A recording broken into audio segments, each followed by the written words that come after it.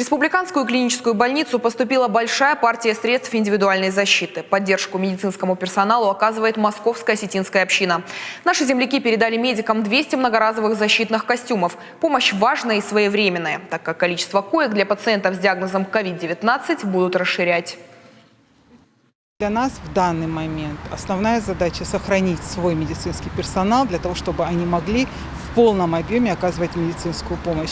И то, что поступили защитные многоразовые комбинезоны, это нам намного облегчит работу в плане обеспечения смен защитными костюмами. Тем более качество костюмов очень хорошее, мы прям вот видим, которые быстро сохнут и хорошо защищают. В этой благотворительной акции привлечены более 100 наших земляков, которые очень переживают за медицину, за медработников, которые очень переживают за свой народ. Поставки идут, сборы благотворительных средств продолжаются, и поставки будут еще поступать. И также все необходимое медицинское снаряжение в республику будет приходить еще.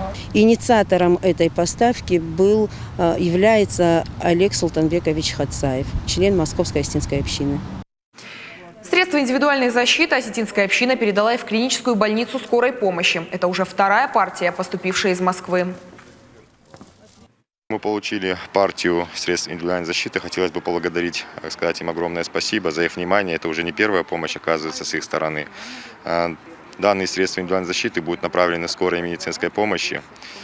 И костюмы мы получили тоже 1000 штук. Размерный ряд у нас уже имеется, так как были до этого проблемы с размерным рядом. Не для всех сотрудников у нас была возможность обеспечить большими размерами.